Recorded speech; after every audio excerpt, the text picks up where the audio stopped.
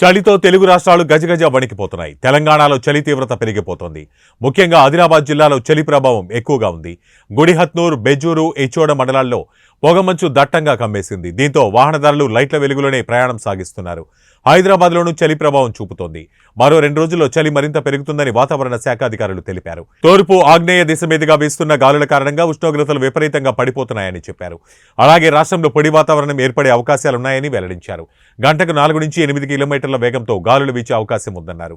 ఏపీలోనూ చలి పంజా విసురుతోంది. ప్రత్యేకించి ఏజెన్సీ ఏరియాల్లో చలితో గజగజ వణికిపోతున్నారు. పొగమంచు దట్టంగా కమ్మేస్తుండటంతో ప్రజలు ఇళ్లకే పరిమితమవుతున్నారు. ఉదయం 10 గంటల వరకు చలి తీవ్రత ప్రభావం ఉంది.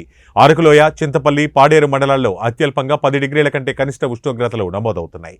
చలి తీవ్రత కారణంగా ప్రజలు అప్రమత్తంగా ఉండాలంటే వాతావరణ శాఖ అధికారులు హెచ్చరిస్తున్నారు. ప్రత్యేకించి చిన్నారులు, వృద్ధులు, శ్వాసకోశ వ్యాధిగ్రస్తుల విషయంలో తగు జాగ్రత్తలు తీసుకోవాలని సూచించారు.